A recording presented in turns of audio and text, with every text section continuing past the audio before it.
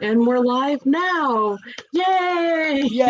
And I have the unbelievably talented, mind-blowing John David Mann, which Wow. he's allowed me to call him John. Yes. Yes.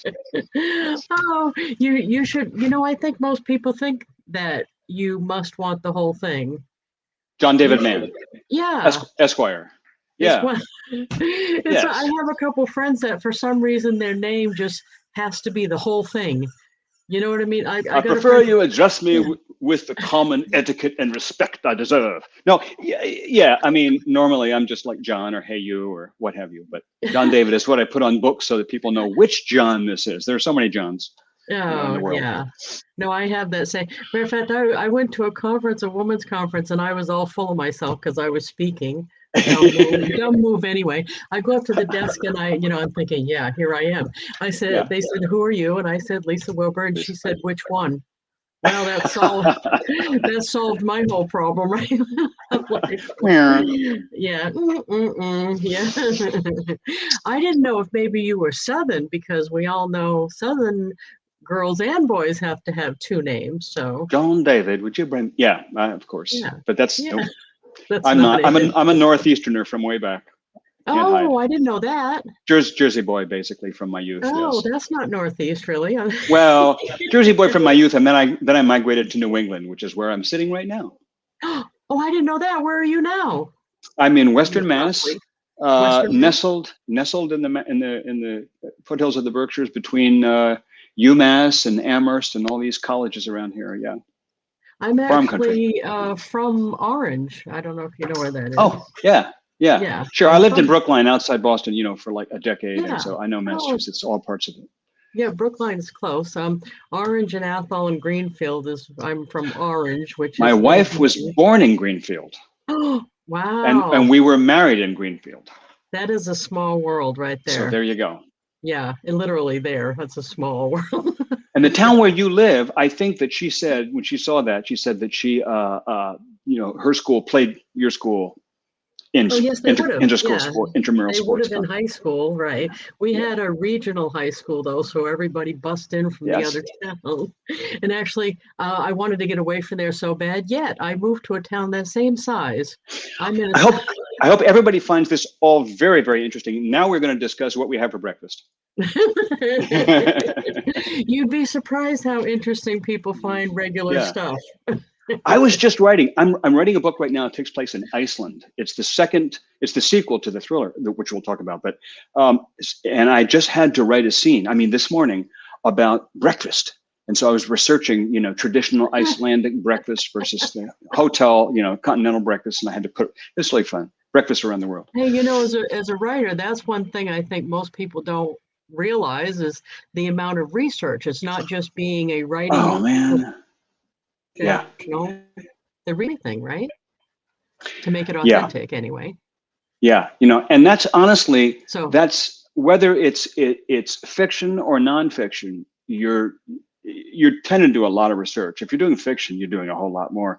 I've never done as much research as I did for this last book I wrote. But even for a simple parable, we talked about the book The Recipe that some years ago, like 4 years ago. It was like a little sort of a parable / novella that takes place mostly in a diner kitchen. And I did a ton of research on how to cook in a diner for that. There was research for the Go Giver. The very first scene I wrote in the Go Giver was the scene with Deborah. She holds it up. Look at this. Look at this. I told Lisa we just passed the 1 million copies sold mark this year for the Go Giver. Ta-da! Huzzah! Huzzah! that Confetti! is like Confetti! one of my favorite Well, books. it was just. The whole thing has been. That book has been like a magical blessing from the word go. Writing it with Bob, and then the readership, the community. Anyway, I was going to say the very first chapter I wrote was this chapter with Deborah Davenport, which is the law of authenticity. And Deborah gives this speech, and writing Deborah's speech, you have to be a public speaker to write a speech, I think, anyway. So in her speech, she gives the A to Z of sales. And I mean, and she goes through 26 sales techniques that start with A, B, C, D, E, F, G, all the way to the Yaya Sisterhood and the Zsa Zsa Gabor close. Uh, and and I spent some time researching closing techniques. I was never schooled in closing techniques, so I spent some time researching all the different closing techniques to fit out those 26 little methods for closing. And yeah, research is just a blast. It's one of the great joys of writing, I think. You know, what it reminds me of is I have an addiction for Columbo, which makes me sound old, but every case he worked on, he Yeah. like submerged himself in whatever it was, whether it was boating or the military or the hunting. Yeah. He did. And it almost is like you have to do that to write a book. You have to submerge yourself in either the character or what you're talking about. Yes. Yeah. And both, usually both. Yeah. That's fascinating. Yeah. But you know what? I want to go back a little bit farther. I didn't know this other stuff till I was doing my research on you, of course. All right, but go for it. You started your own high school? Who does that? Yes. I want to hear about that. Tell me a little bit about that, because that is crazy. Yeah. So I honestly, I credit my parents. So I went to through my grade school years, I went to a sort of quirky arts-based private school. Private school sounds like expensive hoity-toity, and this wasn't that kind of. It was very artsy and kind of funky, very 60s, I suppose, but not a free school. It was much more buttoned up than that.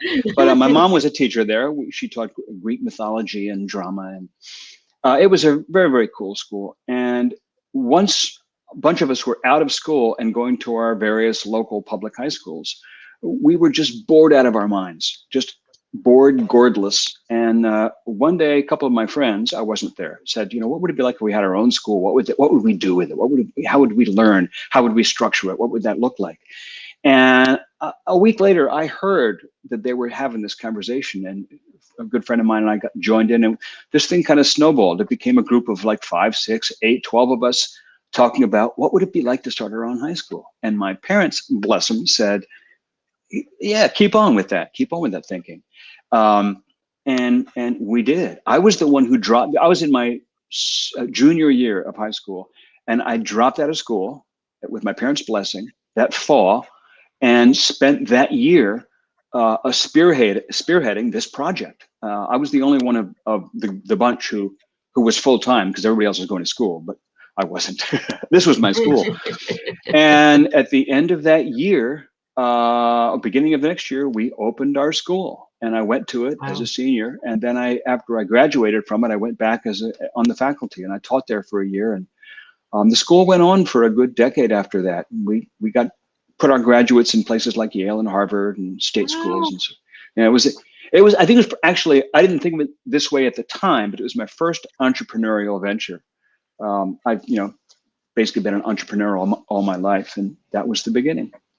Now, you know what I like about the common thread seems to be that you aren't necessarily the guy that comes up with the original thought. You're the guy that makes the thoughts happen. Oh, that's a cool observation. Because that's right. That's very cool. Lisa, way to go. That's a neat insight. I hadn't put that together myself, but it is true. That's how almost all my books have happened.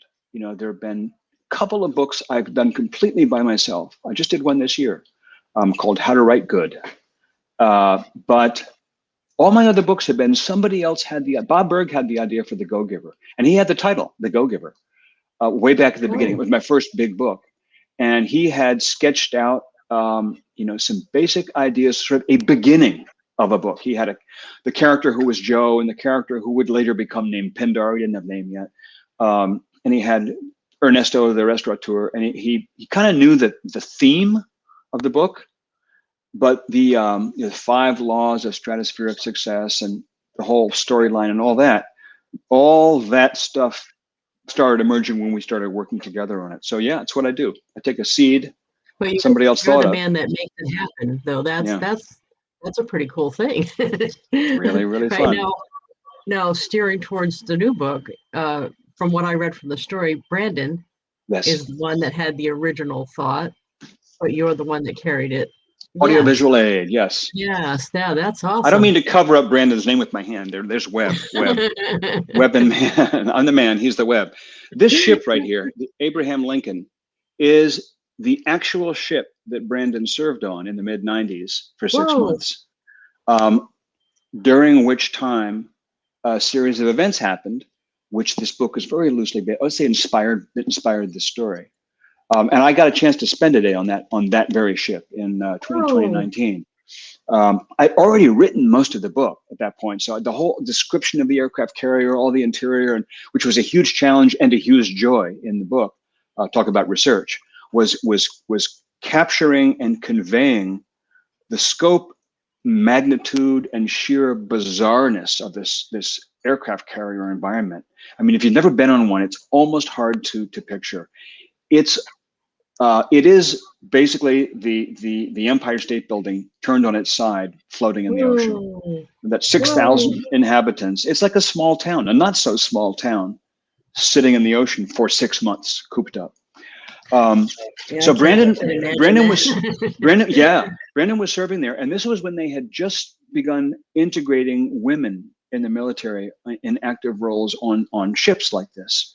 The Navy had just had their first generation of female combat pilots.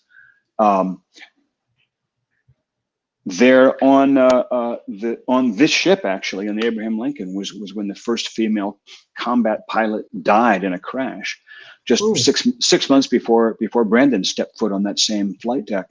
So women in military were new, women in the ships were new, and so it was a whole culture shift. And how, where do they sleep? How do they shower? How do you? And of course, fraternizing on ship, which is a polite way of saying having relationships on the boat, Right. strictly verboten, right? Yeah. Yeah. So how do you jam like 1,000 women and 5,000 men, or whatever the ratio was, into a steel tube for 6 months?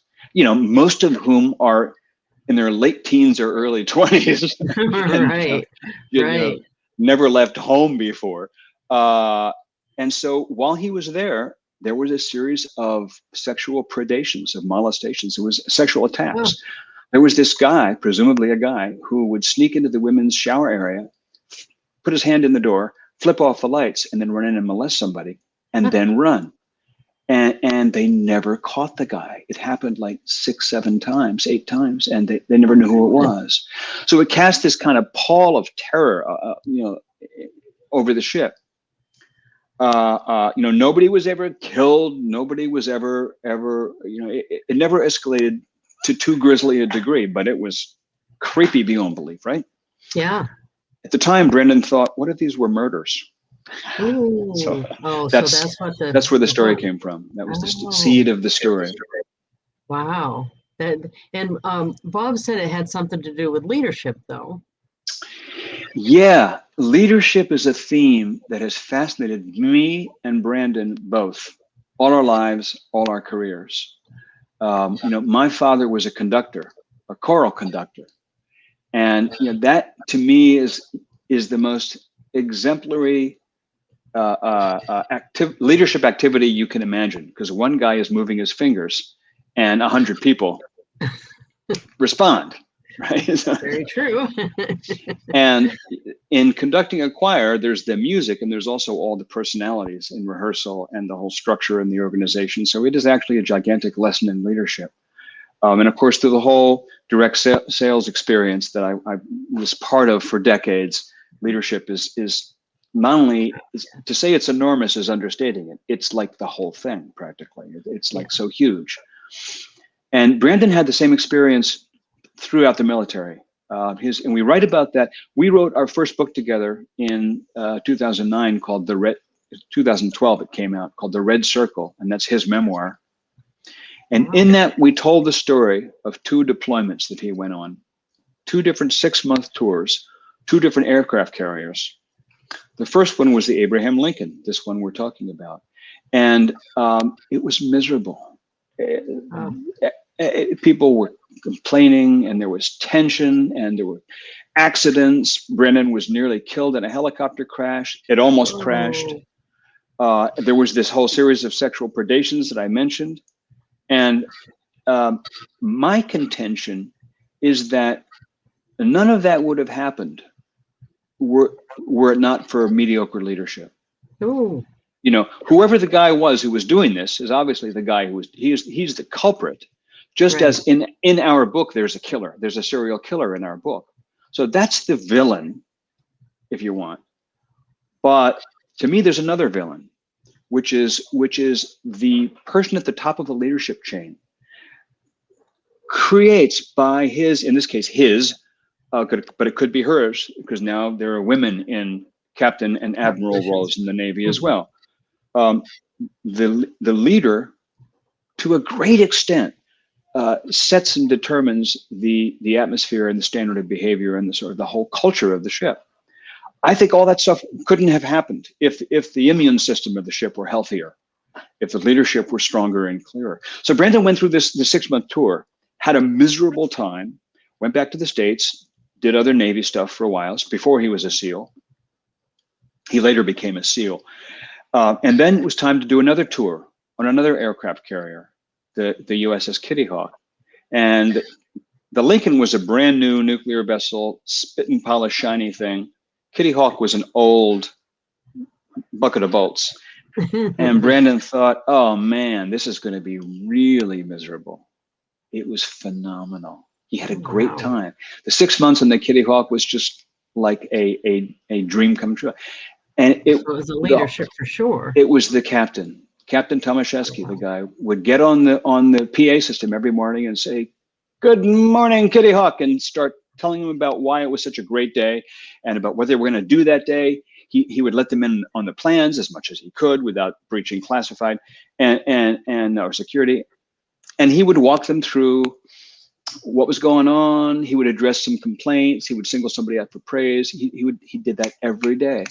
Wow. On the Lincoln, he never heard the captain's voice. The guy never addressed the crew. So there was this it wasn't that it was evil or malevolent or even destructive. He just didn't even know. It was absentee. He probably didn't even know. Yeah. There was a vacuum of leadership at the top. So, he's not a bad man, actually, that guy, but it was just a vacuum of leadership, which this other man demonstrated in spades. So, yeah, now, to this me, sounds so much like direct sales. Oh my God. Yeah, this sounds so much. I know both kinds of leaders. Don't we all? We all know the captain on the Lincoln in Steel Fear is called Captain Eagleberg, and I say we all know a Captain Eagleberg. We probably know many Captain Eaglebergs. And so I describe this as a leadership parable disguised as a crime novel. I mean, it is a crime novel. It's a whodunit. It's a locked room mystery. And the room is an aircraft carrier, and there's 6,000 suspects. But it's also a parable of leadership because it shows you just how far things can disintegrate as a result of one person's malfeasance. And there are also other characters in the story who represent leadership of different stripes and different kinds, good and bad, and shades in between. So yeah, we really had fun with that. You know, I didn't tell you, if you hit comments, you'll see we do have people saying, my buddy Scott's on, and toys. His name is like that too. Tamara, my really good friend from Michigan, said good afternoon. Kimberly Sandridge from Richmond, Virginia's on. Penny's on. And let's see. Oh, Janet Leonard from Ireland's on. She's one of my buddies. So yay, everybody. Yes. I love this. I see this now. Yeah. I didn't look till just then because I don't multitask that well either. I don't either. Is it? Yeah. Is that on the I task. I task. I'm just like that's enough for me. Like I feel pretty proud of the fact that I can task. I feel funny. I multitask some. I don't know how. Who Tom Scott did a thing with Bob Berg, and he stood up and said, "No one should ever do more than one thing at a time." And I thought he's got like 7 kids, right? I thought I bet his wife would like to kill that because reality is we do stuff while the dishwasher's going or while the laundry's going. That's considered multitasking to me too. For years, I would tell my wife, "Man, I can't wait till the day. I'd like to live in a world where I'm only writing one book at a time." Oh, it's just like And I've stopped saying that because I just in this last year, I've come to a point where I realized that when and by the way, I'm never writing just one book at a time. I usually have between 3 and 6 books going on different burners on the stove. And some of them are back burner. Right now, for example, Steel Fear just came out, and I'm almost finished writing the manuscript for the sequel, which will come out next year. Meanwhile, I've got a new Go-Giver book, which I'll tell you about, coming out in the spring. And I hope you're hearing me okay, because my image is frozen, which usually tells me that. But hopefully, people can still hear me. I'll keep talking in any case. Yeah, we can hear you. No, we can hear you. Oh, good. Okay. So that book is all written, but it hasn't gone into production yet, and I'm working with the publisher. And I have another book which I'm just starting. It's in the outlining phase. So I usually have books in all the different stages, but I only focus on one at a time. I may pick up a book for a few weeks, or even a month, or even 6 weeks. But sometimes I'm doing a book for 5 days, and then I put it over here. Then I pick up this book and I work on it for a week, and then I put it down, and then I go back and I pick up this book for 10 days. And what happens is, often when I'm not working on something, it gestates. It kind of sits and bubbles in the back burner. And when I come back to it, I'm coming back to it fresh, and I have new ideas that I didn't have before. And they cross-fertilize. And so it's productive. And I think it's like having multiple crops in a field as opposed to monoculture. It's not a healthy way to grow crops, monoculture. So I don't multitask well. I don't multitask well, but I rototask. I feel that way about like marketing my business, because I always want 2 or 3 things that are coming out that I'm going to get publicity for. And I want them timed, so I don't have like 3 things coming out in June and then nothing the rest of the year. So it's got to be a smooth pipeline of stuff coming out, or it's not going to be as effective, right? Yeah, it's a real management skill, I think. So it's a self-management skill and a schedule management skill. I think it's so important. It's taken me years to kind of get the feeling or to get to the point where I'm not feeling like this constant buzz of anxiety about one book or another, because like I have the pressure of a deadline, or because yeah, I've got an insane deadline right now, but that's okay. I can be insane with that. It's cool. Yeah, Lori Walsh said rototasking is an awesome term. I see that. Hello, Lori. Karen applauded, yes. And Tamara said, I can't wait to read this book. I can't wait till you read it too. I envy you because you don't know how it ends yet, and I do, but I'm not going to tell. Yeah, Lori's from the Cape Cod. Oh, excellent. Which you know where that is, of course, if you're I certainly in do. Massachusetts. Yeah, but you're on the other, we don't, when you're from Massachusetts, you don't think about the other end of the state, really, right? Whenever I tell people not from this part of the world, whenever they hear, I say, where are you from? I'm living in Massachusetts. They go, oh, Boston. Boston, right. No, it's like saying I live in New York. New York State is more than New York City. Yeah, I got that my whole life, yeah. I live in the United States. Oh, New York? No, there's more United States. Or everybody automatically assumes like my favorite food must be baked beans or yeah. It's like, really? Yeah, no, I don't. There's also cod. Let's not forget. Yeah. Have you been up my way? I'm up in New Hampshire now. I defected. Have I been? I mean, let me count the ways and times. Yes, many times. Yeah, the live free or die state. I don't know if Bob Berg is a libertarian, as am I. So yeah, he pretty much is. You're of the same stripe. Yes. Yeah. And Bob is from Massachusetts. Yes, I did know that. Where I met him is funny, at the National Speakers Association New England chapter. Oh yeah. I met him there. So yeah, he's tall. Bob Berg is a big guy. Those of you who know the Go-Giver, you probably know this, but there are, I don't have a copy of the Go-Giver. That's okay, Lisa does. So there's the Go-Giver, which came out in 2008. And then there are 2 more parables, 2 more stories in the series, and they go chronologically. But right. And then there's the green one, which is not a story, not a parable, but it's kind of a companion volume about sales. It's about more than sales, but it's about everything about sales is about more than sales. So there are these three Go-Giver parables. As I said, there's a fourth coming, but I'll say that later. I didn't know that. Well, let's not get off this Okay, call, sorry. whatever this is, before we get into that. But in the second book, The Go-Giver Leader, there are two characters who run a business called Alan and Augustine. This is it, Go-Giver Leader. The hero, Ben, is dealing with this company run by these founders named Alan and Augustine. And Augustine is this kind of big, barrel-chested, booming voiced, very heartful guy.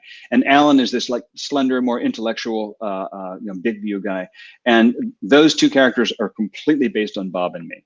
Oh, So Augustine is Bob. Augie is Bob. And Alan is awesome. me. Yeah. Oh, so you're the yeah. You know, Bob, when you go out, I know you know this if you spend any time with him.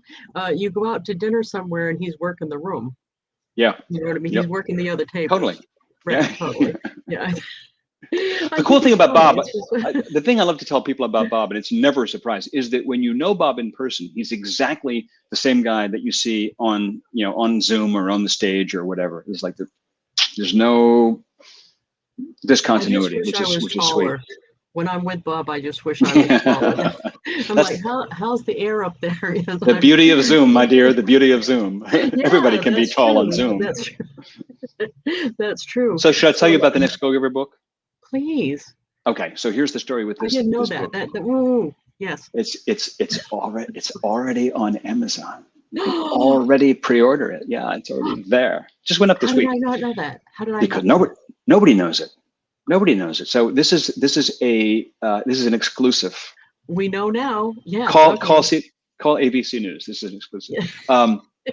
So this book, my wife and I have been thinking about this book since The Go-Giver came out, since before The Go-Giver came out, since we first wrote the manuscript. In the center of The Go-Giver, there's this chapter, I think it's chapter 8, and when somewhere in the middle of The Go-Giver, there's this little intimate scene between Joe, the hero, and his wife, Susan. And in that scene, Joe kind of gets it. They have a sort of a distance between them, and it's a little bit fractious, and then he goes through this little transformation, which I won't describe, and he kind of gets it. And for me, it's always been there are a number of moments in The Go-Giver where the story turns, where the hero starts to get it, but that's always been for me the moment where the birds start chirping and the ice starts melting, when spring starts happening. And so that was the seed of this book, which is called The Go-Giver Marriage. And the Go-Giver Marriage, Bob elected not to participate as a co-author because he said, hey, I've never been married. It wouldn't feel authentic. So this one is written by my wife and me. And it's called Go-Giver Marriage, The 5 Secrets to Lasting Love. And it is another parable. It takes place in Pindar's town. So you'll see a number characters from every one of the other books all return in this one. And it's the next chapter of the story. Even though I don't ever intend on getting married again. Yeah. Well, I'm not. I'm good at some things, but that isn't one of them. The cool thing about that is that first off, we made the decision to specifically call it marriage because we're aiming it at that readership, people who probably go to any relationship are married, right? But it really pertains to pretty much any relationship, not only any a partnership like life partner relationship, but you can really take those 5 principles and use them in relationships with your kids, with your colleagues, with your friends, and so forth and so on. And we even thought for about 30 seconds of calling it the Go-Giver Relationship, and that title sounded so blah that we said, nah, I'm not doing that. There's a lot more. There's a lot of people married. Yeah. So the other cool thing is that here we are offering ourselves up as and my wife has a background as a marriage therapist, and she's got the clinical background. She's got a master's in that whole area, so she's kind of the expert. And I'm more the guy who puts words together, although she does that too. But so here we are holding ourselves up as experts in marriage. We've both been divorced. And we both have a dog. That's okay. I have one of those. My crazy life. Yeah, I think sometimes divorce can give you tremendous insight into marriage, and sometimes You grow I out have of my own you grow out of hashtag. that. My own Yeah. What is hashtag. it? What is that? Team single. Team single. Team single. All right. I love No, it. see, Say I'm it. a slow learner. I've been married twice, but the last one I released Me. back into the wild. So Yes. Good for yeah, you. I'm not interested. No, you know what it is? I really think this. You know how as you get older, which I'm getting older, there's fewer men than women. And Yeah. there's a Right. bunch of We do women that die. just have to be married. So see, I don't Yeah. want to take up a man when I'm so awesome at being single. You know, So tell you see, I think something. I'm doing the world a favor by not taking one up. I appreciate you're leaving some of us for the rest of them. Yes. I'm on my third marriage, and I like to say that I got up to bat twice and struck out, and third time I knocked it out of the park. Oh, nice. And in fact, yesterday was our 13th wedding anniversary. Whoa. Yeah, and we were together for Nice. 10 years before that. But the 10 years before that we were together are a signal point. I was married when I was young, divorced after 12 years. After 12 years, married again almost immediately, Oh, and as you might that's guess, tough. Yeah. divorced again after 7 Yeah. years. In a relationship again with my wife Anna, and within a year I wanted to get married, and we made the decision not to. And part of what was going on for me was I needed to learn how to be what you just described. I needed to learn how to be hashtag single, team single. I needed to learn. I needed to learn how not to need to be married, Yeah. and for my life as it was to be okay. And frankly, I was terrified. I didn't want to get married because I was afraid that I was no good at marriage. And so I was, there was a point where we'd been together for like 7, 8 years, and I knew without even talking about it that she was starting to wonder, like, where are we going here? Where is this going? Are we Goldie Hawn and forgot his name anyway, Kurt Russell?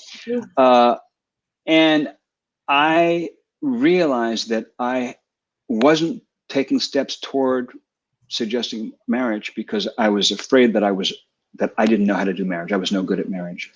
And eventually I got to the point where I said, you know what? I think I've gotten through this.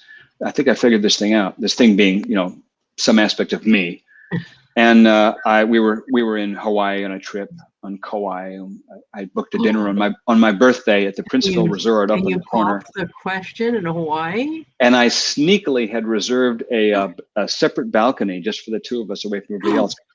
And she thought it was for my birthday, and I had told the staff that it was actually that I was going to propose to my girlfriend. And so wow. I proposed 14 years ago yesterday, or wasn't the exact date. That's like wicked romantic. Yeah. So we did it. We did it. But there was a long time where I didn't think I could do it. I say I'm bad at it, but I think I say that as a joke because I actually don't think I was a bad wife. I just think that I didn't. I expected the other person to be different, and I shouldn't have. I should have took it at face value that they were who they were, and they weren't going to be different. One of the premises they expected me to change, and oh no, they expected me not to change. I guess that's it. And there was no chance I was not going to change over time. The common denominator in everything you just said is the word expect right. of the other. One of the central premises of our book, and it's got the parable at the front, and it's got a whole extensive sort of non-parable how-to guide in the back, just explaining these five principles, 5 secrets. One of the premises of the book is that, typical marriage therapy you do as a couple, which is often just a challenge right there, because what happens frequently is one member of the couple wants to work in the marriage, the other one is not so sure about that. They don't want to be dragged into the room. And it's not that they necessarily actively want to separate, but they don't want to say, therapist, I don't want to do that. So the whole thing's dead in the water right there. One of the premises of our book is that you can work on it as one person. All the principles are all the actions in the book, all of the behaviors in the book that we talk about are things you can do individually by yourself without your spouse being involved whatsoever, and it's still going to have an impact on the quality of the relationship between the two of you. And that's often what happens, really. There is no marriage is an equivalency. There's always one person taking an initiative and the other person is in a different place, because that's human beings. We're all fingerprints, unique and individual. So yeah, yeah. No, there's no way I'm not reading that. I'm so glad you spilled that, because I'm going to go look for it, because I love that. There's just no way. The other thing I didn't want to forget to talk about is, oh my God, not that you're like Michelangelo, that you have all these facets. I swear. I thought you were going to say Michael Jackson, but I'm not like Michael. No, Michelangelo. A concert cellist and composer? Yeah. Hey, who does that? Well, you have like just all these wild things that you're wicked good at. I mentioned wicked good. You got to be Massachusetts. You got to be New England. Right. So as I mentioned, my father was a choral conductor. I grew up in a classical music household, and that was my life. My first language is music. I think I have music going in my head. I have right now, Philip Glass's Ninth Symphony is going in my head as we're talking. I just have a record player in my head. I still call it a record player. It gives my age. I have an 8-track going in my head. In the back of my Bronco. So I started out as a musician, and that's still kind of who I am at my core. I played the cello. I did that professionally.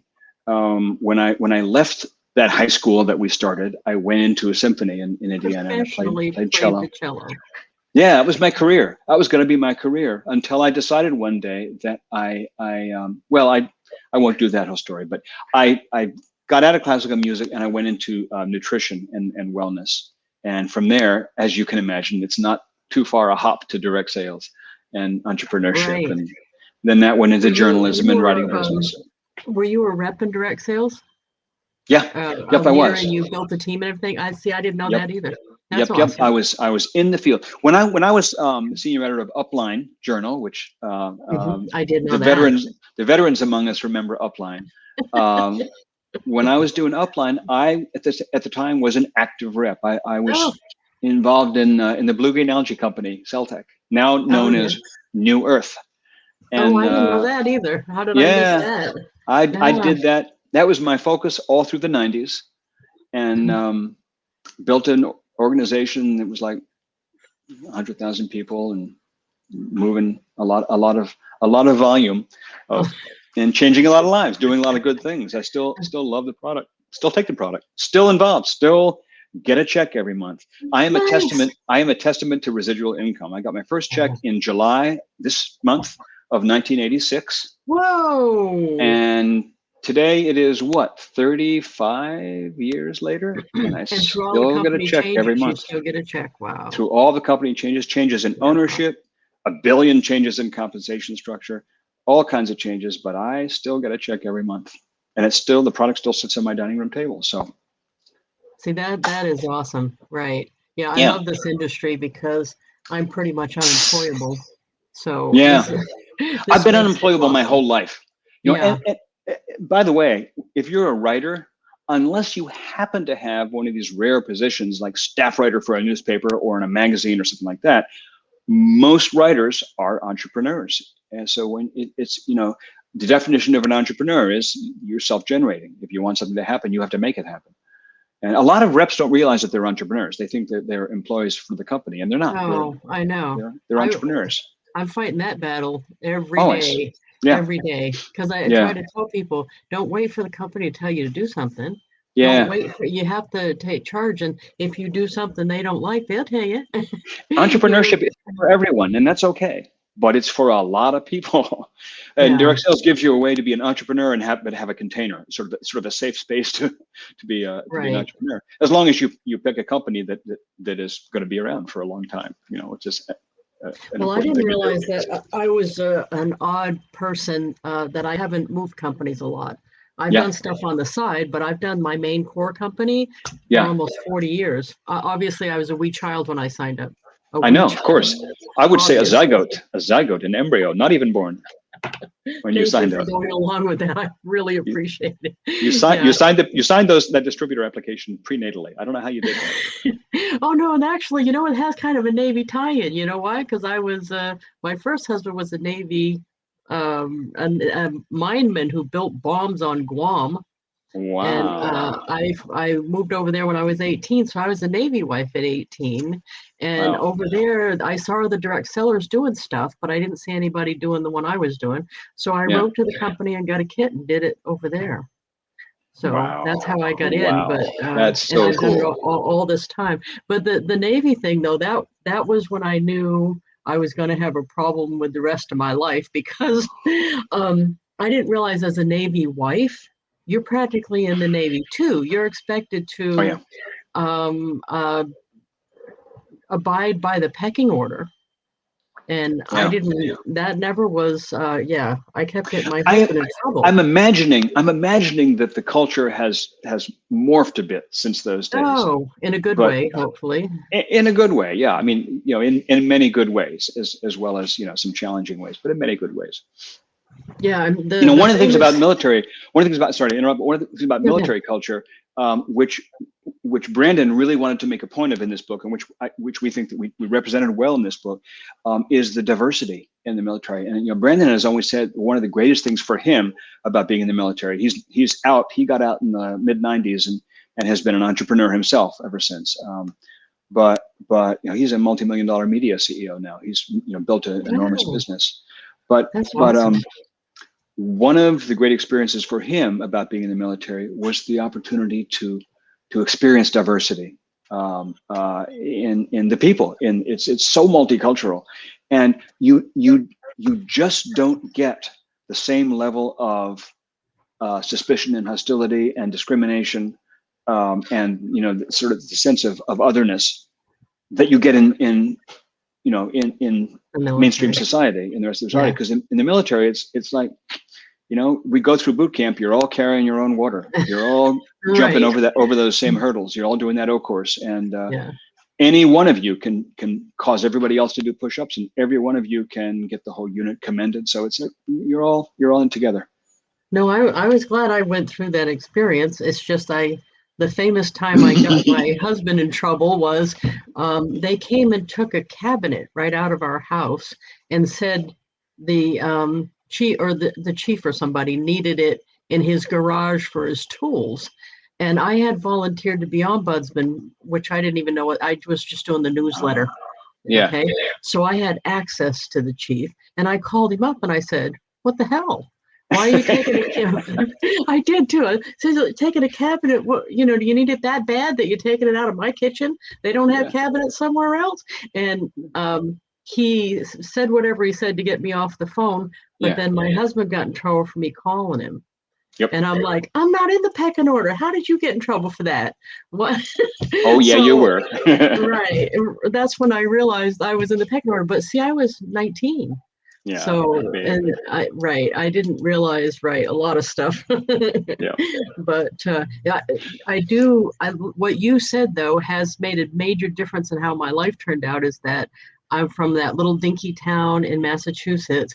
We had Yes. no diversity. I mean, the Yeah. fact we had one Oh couple, yeah. one family that was not white, and the Yes. fact that I can name them isn't good. Yeah. But right, and so because I was on Guam, and actually I was the only white wife.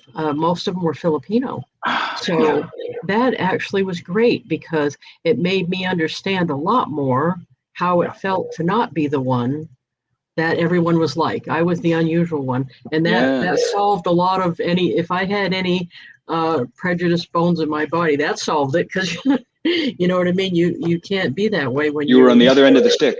yeah. Yeah. So Yeah. that was a really good experience. I'm glad I That's did it. But it taught me a lot about myself. yeah. That I Yeah. can't just sit down and take orders. I'm not good at that. When we were talking about marriage, you at one point you said, "I don't think I was a bad wife." I don't think I was a bad husband either. And my two, I call them failed marriages. I probably should come up with new a new language for that, because they weren't failures. I've got 4 amazing kids as a result of those 2 marriages, and and we all grew, and I learned stuff, and I wouldn't be who I am today if it weren't for that, et cetera, et cetera, et cetera. So, but anyway, the two terminal marriages. I don't think I was a bad husband, but what I think is I didn't have a very good grasp on who I was, what I was here to do, what I was up to. I was kind of blundering around in the world with blinders on, trying stuff out and making enormous mistakes, and most times not realizing they were mistakes and not believing it when somebody else told me that they were. And frequently not listening to people who were older, wiser, and knew more than I did. I'm so glad I'm not that person anymore. But I think that I don't think that everyone does this, because I know I've known kids in their 20s who seem to me like they're just so advanced and so self-aware, and I admire that so much. I don't think that was me. I think it wasn't until I had a child who died when I was in my 20s, which was a horrible experience. I can't imagine that. It was awful. I wouldn't wish it on anybody. And I had a business that went bankrupt, and so I dragged through bankruptcy court. And I had 2 marriages that failed, or that terminated anyhow.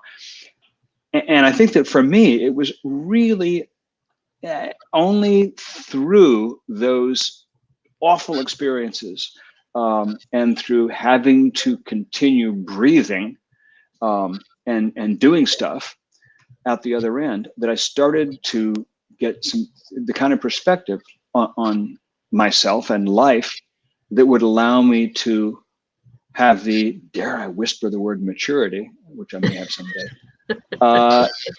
to get into a marriage and have it work, have it be everything that I've always dreamed it would be, which is what's happening. So yeah, well, everybody has their own timing. Isn't kind of like the successful people like that, though? You have low lows and high highs. There isn't, the ones that are like this don't usually have that exciting of a life to go to. So I suppose that's true. I wouldn't know. Boring has never been my game plan. Lori wants to know, what order of books for the Go-Giver should you read? Great question. I think it's this one, right? Yeah, Go-Giver, the red book comes first. They all have primary colors or something like that. The Go-Giver comes first. I'm going to leave the green book out for a moment. The Go-Giver Leader. That's 2. The Go-Giver Leader comes next. Yeah. Number 2. And actually on Amazon, it's called Book 2, Go-Giver Book 2. If you okay. And then Book 3 is called the Go-Giver Influencer. And it's not about being an influencer, like having a lot of Instagram followers. It's about being a person of influence. What it's really about is about finding common ground between people who are in disagreement. Speaking of marriage. So it's about how to win friends and influence people, I suppose you could say.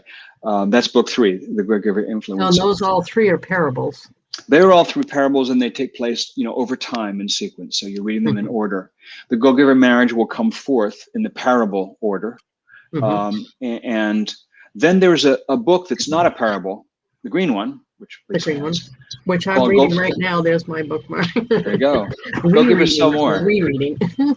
Yeah, and Lori, that book is not a parable. It's not a story. What it is, it's 31 little chapters. It's like little mini essays about the 5 laws that we talk about in the Go-Giver. It's more like an explanation, laws. So you get more.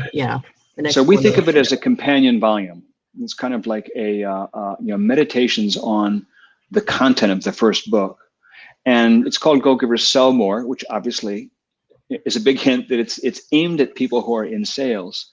But having said that, it's also, it also has bearing on other aspects of life, beyond the sales situation. But yeah, it's basically a sales handbook for people who want to apply the Go-Giver principles in their professional life. You can read that anytime.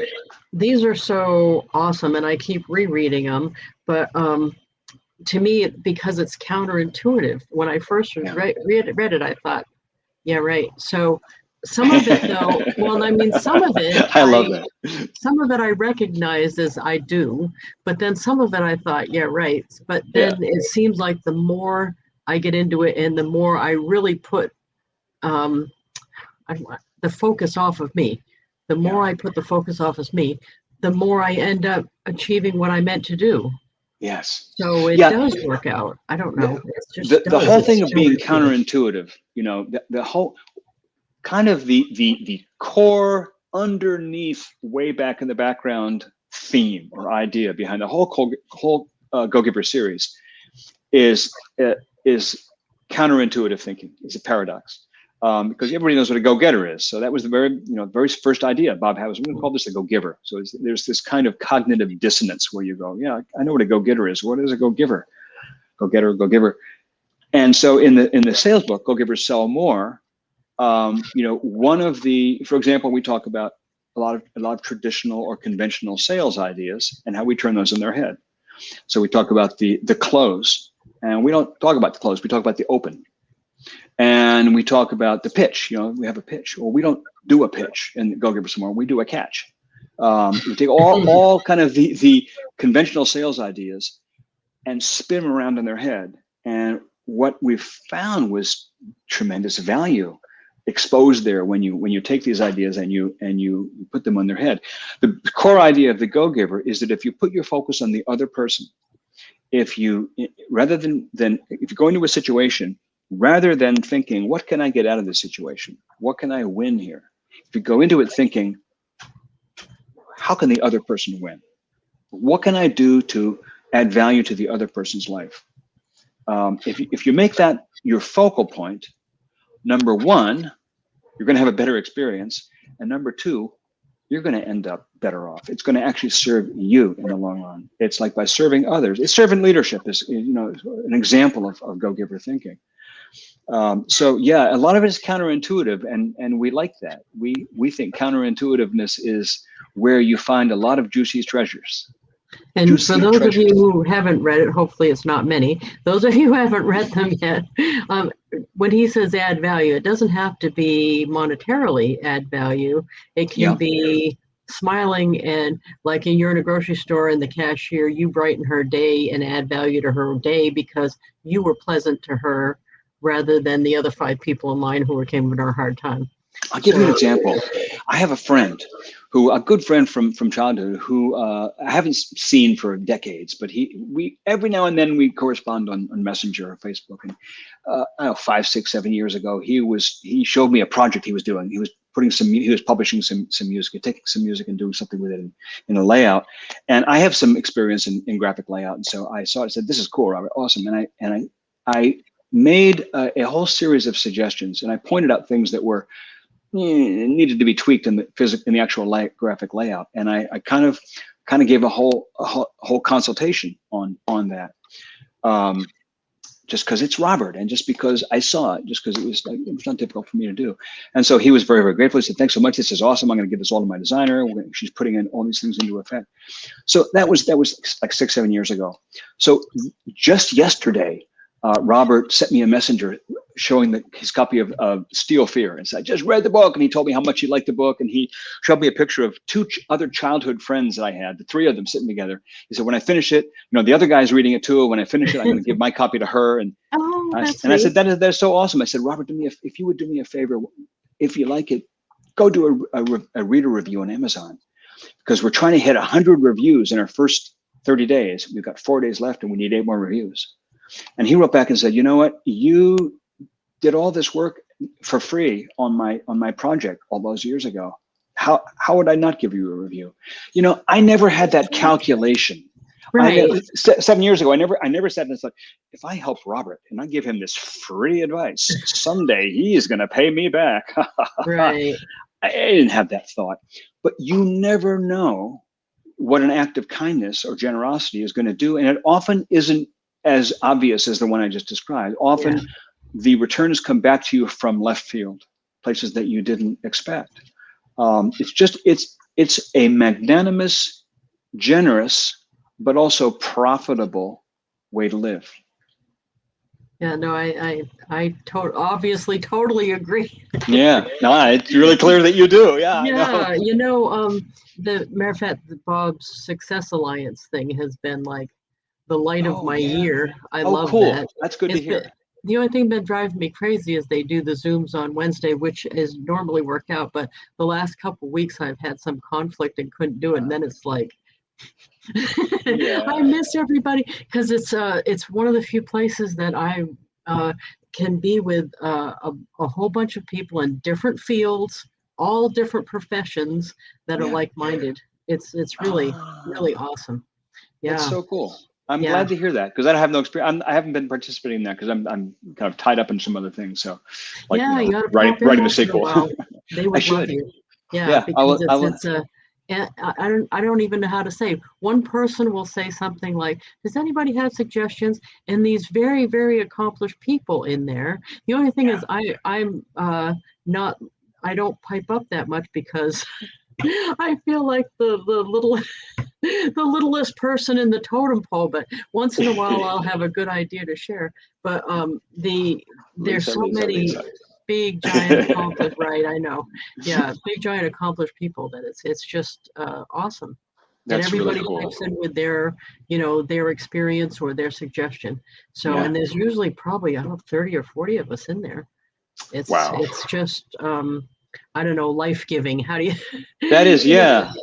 That is so yeah, cool to hear. That is, I mean, yeah. Bob and Kathy told me when they were setting it up, and I've seen it from their perspective. But that's the first time I've heard from somebody on the other end who's a participant. So that's really No, and I love Bob and I great love to hear. Kathy, but it's the other people too.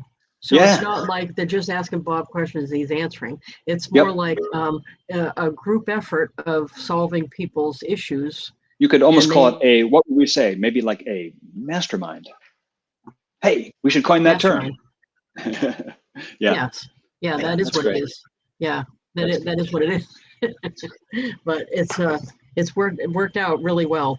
And yeah. I personally, I don't know, do you do this? I have a line item budget for education or support, however you want to look at it, education or furthering my personal Oh, self. However, I don't my think I can lead a group without being able to do that. And so when I that was is expense I'm happy to pay. I'm with you 100%. When I was a kid, my family was not wealthy. We were, I guess you might call, lower middle class or middle. I don't know where we were in the class structure, but we didn't have any money. I know that. My dad was a college professor and a musician, a classical musician, and my mom was a school teacher. And we were two of us, me and my older brother, and we did not have much money at all. And my mom, she wasn't preachy. She didn't, sit me on her knee and tell me what she thought about life, but I absorbed a lot from her. And one thing I got from her, which I'll never forget, is her values around money. She said, I will never skimp on two things. I'll never skimp on good food, and I'll never skimp on education. And I Oh, was, smart there was a mom. third thing, which was keeping the piano tuned. That was like, she told me one time when the piano tuner came and the cost was $25 and she had $26.30 in her checkbook. She Oh, wrote the geez. $20 check. Wow. But so, yeah, education, I put out money for, I read someone, and I don't remember who it was. It might have been the guy who wrote the 7 Laws of Money, but I've forgotten. But I remember reading it in my 20s. He said, the best financial investment you can make is investing in your own education and development. And that struck me, and I've never forgotten it, although I've forgotten who said it. Shame on me. But anyway, I completely agree with that. When And so when I it's, lived, I hate to admit this because now that I take personal responsibility for myself, I was there because of decisions I made, but I spent years and years in a single wide trailer park. And yes, one of the first places I went, and everybody thought I was bananas, was the Jim Rohn weekend down in Florida. And yeah, Mark Victor Hansen was his guest speaker. yeah, And it was just blew my whole life into a different area. It just totally changed everything for me. And yeah, everybody told me I was crazy because I had to right, go. I went by myself. I paid for airfare and hotel, and I did all that stuff on my own. And I was in yeah. my 20s, and everybody told me I was crazy. And it was the best thing I ever did. I probably wouldn't have gotten out of the trailer park had I not done that, I think. But Yeah, it was a lot of money back then. Oh my God, it was like $400 or something. This was early, I don't know, absolutely. 80s probably, or maybe 90s. And Yeah, you got all of their stuff. You got all the DVDs and the videos and everything for that.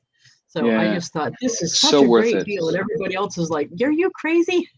So worth it. So Yeah. if you're listening, make sure you invest in yourself, because Yeah. it's just beyond belief. And I do want to we're wrapping it up, so I always Oh go my. 1 hour. I know, I An can't hour is believe up. it. Thank you so much. You were Oh, so thank you. awesome. And make sure everybody, you buy the new book and leave a review. That's awesome. And of course, the Go Giver, I want everybody to get those, because that is what I base my life on here. And I have one last question for you. Yes. Cookies, brownies, or sea salt caramels? What is your... Every guest of mine gets a thank you note with either cookies, brownies, or sea salt caramels. What would you like? I'm gonna go with cookies. Okay. Although I'll have to say that sea salt caramels would be my choice. But some years ago, my wife and I went through a traumatic business experience, and we spent the whole spring, the following year, eating like one salted caramel a night, and we ended up, with the most massive dental problems. So because we overdid it. So I've been inured to that. So I'm gonna go with cookies. Cookies. Okay, that's fabulous. Cookies is a great choice. Yeah, somebody wrote cookies is a good choice. Yeah, I'm a send out cards addict, so expect a card. Awesome. Yeah, you know awesome. how many? Appreciate it. Guess how many send out cards I've sent in the last 10 years? Last 10 years, I'm Yeah. gonna say more than 10. I'm guessing. I'm don't even. just hitting 70,000. 70,000. I was going to say what, 12,000, 15,000, 70,000. Oh no, Okay, no, I'm addicted. Yeah, that's all there pretty is cool. to it. So thank you so You're much. a card shark. Oh, I like that. I'm using that.